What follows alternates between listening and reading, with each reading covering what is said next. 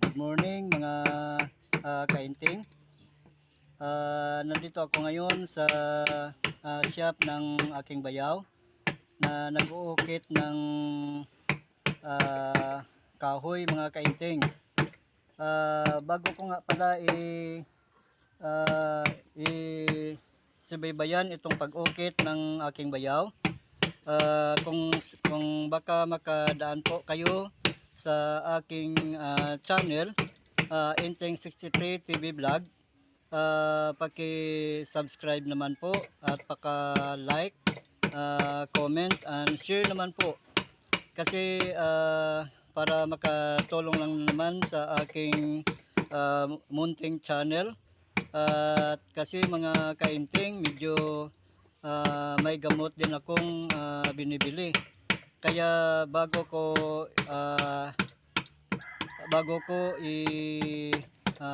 binibidyo ito mga kainting, shoutout nga pala sa aking kaibigan na si Kagawad Ilmo Haudar, na siya ang kagawad dito sa amin ngayon dito sa Puruksais, Santo Niño, Dumalag, Capiz. At saka sa aking kadikit na sa YouTube, si Inting Butingting, Idol Kois Repair and Tutorial, Idol Horse TV, kay Tokayo Gonzaga Inting 2360, at saka sa aking din kadikit na si Idol Dick Israel. Kaya mga kainting, paki-subscribe naman at saka pa-like at paka-comment and share sa aking munting channel na Inteng63 TV Vlog. Kaya ito mga kainting, nandito na po.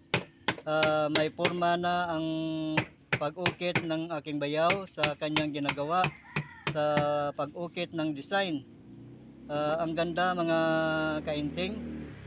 Kaya kung sino man ang may gustong magpagawa, pumunta lang dito at saka hanapin lang si Rick De Leon, ang aking bayaw mga kainting. Kung gusto nyong may ipapagawa kayo, nandito lang siya sa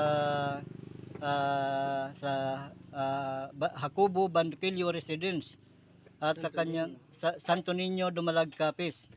Kaya kung sino man ang may interesadong magpagawa, pumunta lang kayo dito at saka hanapin nyo lang si Rick De Leon. Maganda siya mag-ukit mga kainting, oh. Tingnan nyo.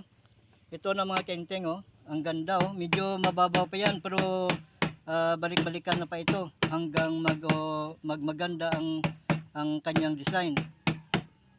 Ito mga kainting, oh. Tingnan nyo.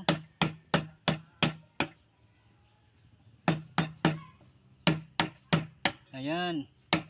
O, di ba mga kainting? Ang ganda tingnan ng pag-ukit niya, oh. Kaya kung sino ang interesado magpagawa mga kainting, pumunta lang kayo dito at hanapin nyo lang ang aking bayaw na si Rick De Leon dito sa residence ni Jacobo Bandquillo, Santo Niño, Dumalag, Capiz. There is a Purok 6. O mga kainting, may bumili ang bata.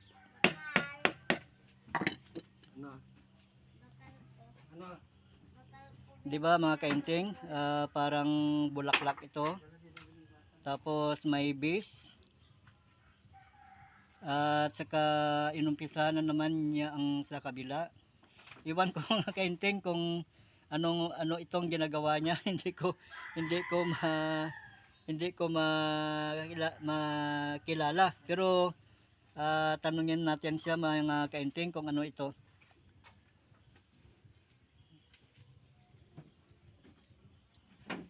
Ito na, nagbalik na. Oh, ito na, nagbalik na siya mga kainting.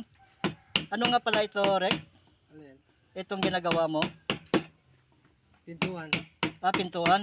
Sa center ng pintuan. Pintuan daw mga kainting, sa center daw ng pinto. Yun palang inilagay niyang parang design sa pintuan. Ang ganda mga kainting, oh, di ba? Ayan, oh. Kaya binibidyo ko ito mga kainting kasi parang ah, nabigyan ako ng interest. Kasi ang ganda niya mag-ukit oh. Ang bilis oh. Mga ilang minuto pa lang, mga ilang minuto pa lang mga kainting pero nakapurma na siya oh. Ang bilis.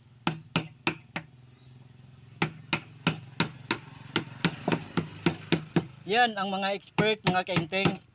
Yan ang hindi basta-basta, mga professional na ito mga kainting. Kaya mga bata, huwag nyong gayahin ito ha, baka masugatan kayo at hindi kayo marunong nito.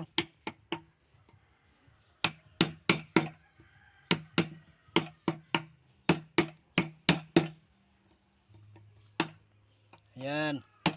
Ayan na oh. Oh, di ba?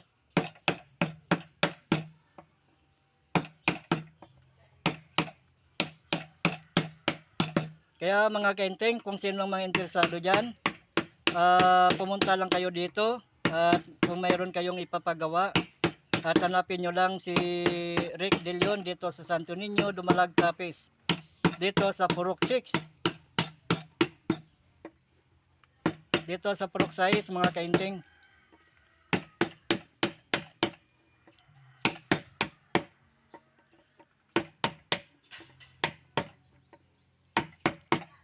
Yan.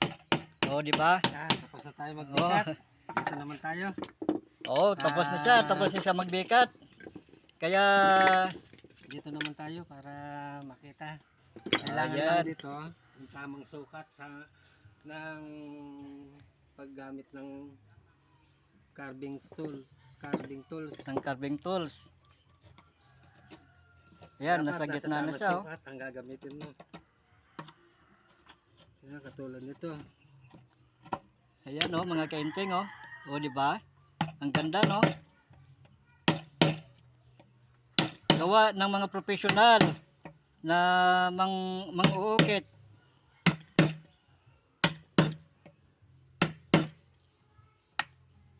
Yan, iba-ibang klase ang sukat ng carving tools. Dapat tama yung sukat na hawakan mo para Oh, oh, di ba?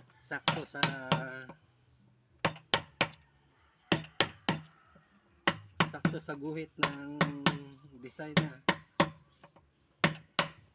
Yan, oh, di ba mga kainting? Nakaka-interest kasi ako mga kainting kasi bago lang ako nakakita ng mga pag-ukit.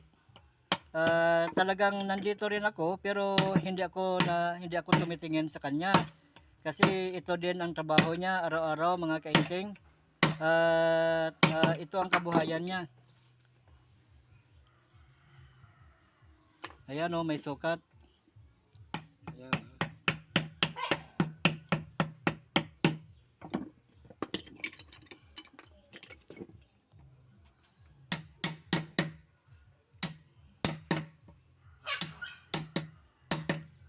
Okay na ako mga 10 minutes.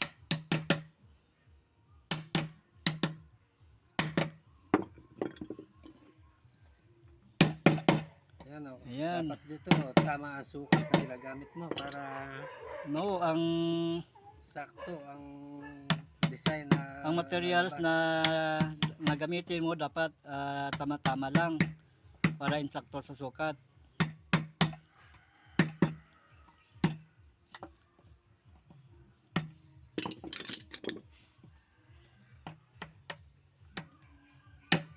Oh, ang galing no? Oh, di ba mga kainting?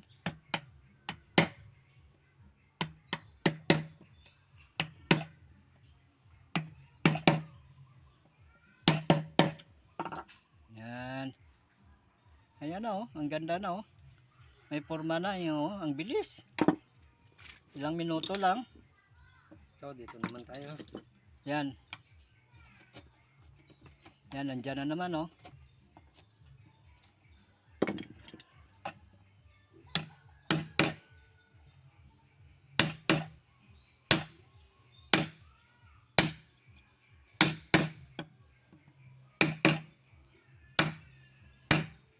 Ayan mga kainteng, o di ba? Ang ganda. Ito, dapat to para mabilis. Yan lahat ng kasukat niya, titirain mo na. Ang lahat na mga Lahat ng mga sukat niya at titirahin mo kagad. para At saka mabilis. yung tamang tigib lang ang gagamitin. Hindi tigib ha, paita. Paita. Pait. Pasensya na mga kainteng kasi Bisaya kami mga kainteng. Ako, Bisaya ka. Bisaya. Bisaya kasi ako yung bayaw ko na to talagang pure itong Tagalog eh. Ano tong Oo. ko, ah. Tagalog ito eh. Pahit nga pala. Tigib.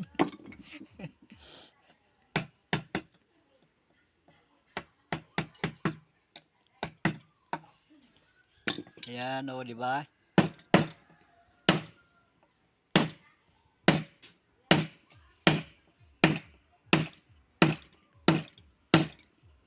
Yan ang nagustuhan ng mga customer niya, mga kainting. Itong mga magagandang design. Kaya maraming nagpapagawa dito sa kanya.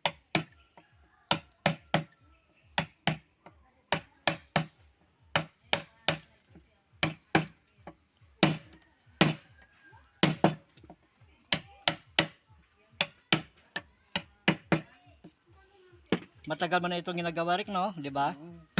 Mga ilan kaya ang edad mo pag Sobra na ako 20 years na nagkakarbing. Oh, sobra na siya, mga 20 years na nagkakarbing, mga kainting. Kaya hindi na to basta-basta, professional na itong carvers, mang-ukit.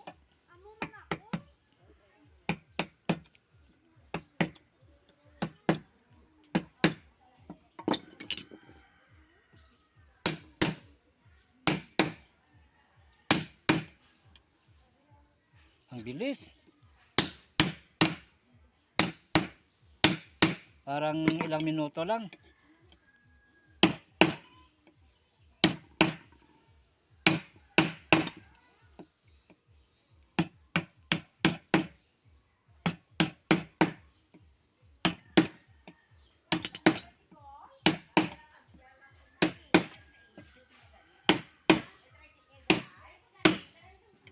Ayan o, mga kapitbahay namin, mga kainting, may Christmas party sila eh.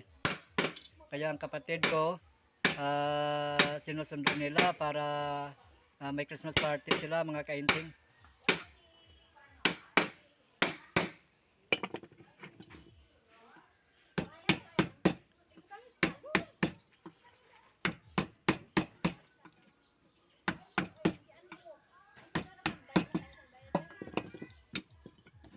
Yan. Simple lang kung matutunan, basta tutukan mo lang. O di ba? Sabi niya mga kainting, mabilis nito matutunan pag basta tutukan mo lang.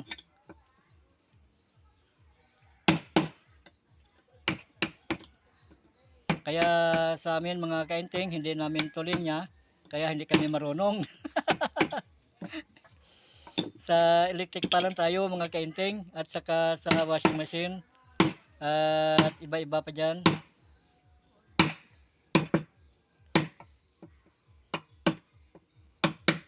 Yan.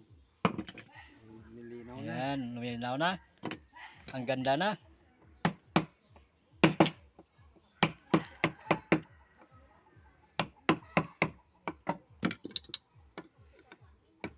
Yan, oh, dapat yan. Sakto yun lang yung mga carving tools na gagamitin mo para hindi masisira ang design niya.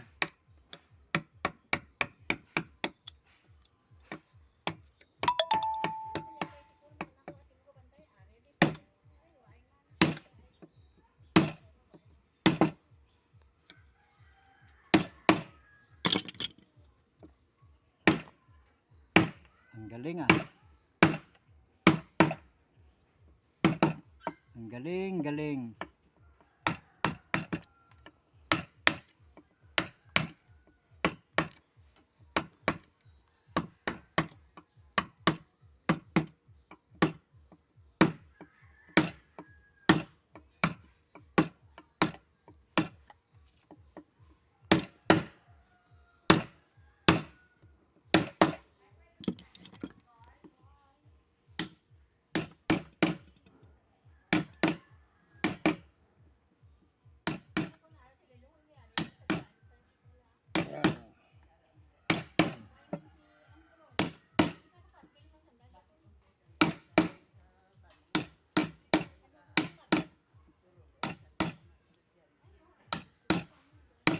say mo dyan, invite ka man.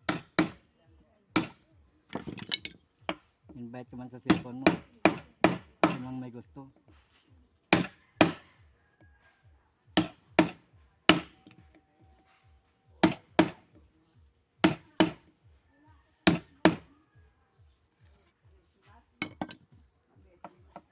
Yan. O, diba?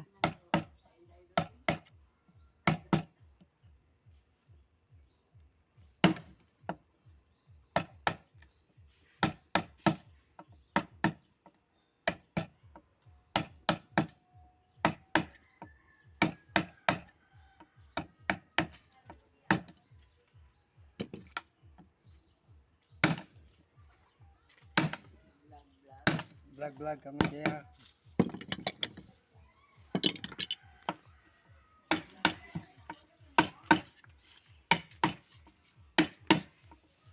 Yan.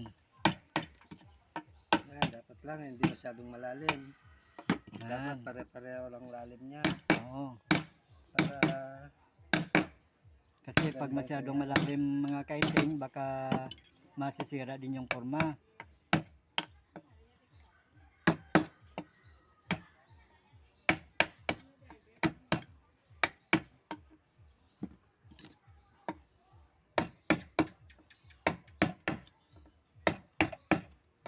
Ito siya mga kaiting, oh. Tingnan nyo yung gwapo niyang pagmumuka. Kaway-kaway naman dyan, Drake.